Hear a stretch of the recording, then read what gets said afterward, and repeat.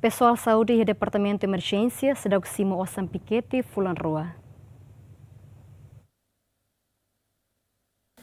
Lihusi plenária segunda ne representante povo e a Parlamento Nacional preocupa com a pessoal saúde sirane serviço e a parte emergência Hospital Nacional Guido Valadares tamba quase fulang waluona lasimo osam piketinian. Diretor apoio diagnóstico no terapêutico Hospital Nacional Vidal de Jesus Lopes clarifica informação com a balacelo osam piketi husi fulan junho to dezembro tinha rua ronulu resin hat ne lalos tamba informação husi parte finanças Hospital Nacional osam piketi fulan novembro dezembro maksida o pagamento também seria processo. Relaciona a preocupação deputado no parlamento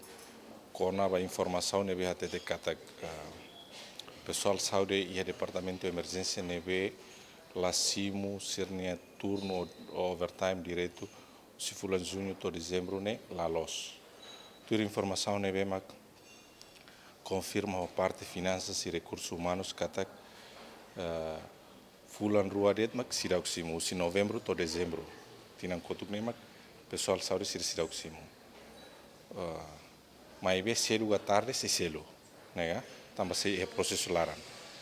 ne osa neve sira direito neve turlo sira simu overtime o turno mas salário e vencimento lá na fatem sa bye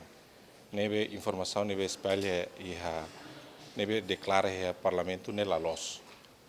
fulan rua det mak sirau khalo pagamento novembro ou dezembro tinang kotuk ne nema hata terapeuta tá na lei kata ne selo tarde se selo tamba se processo lara Dada o departamento emergência e pessoal saúde basic atustrua composto de médico no enfermeiro ne cada lorong halo atendimento ba paciente sira e a sala emergência além de ne cada lorong departamento emergência Hospital Nacional atende paciente basic atustolo Santina de Jesus Tito Silva GMN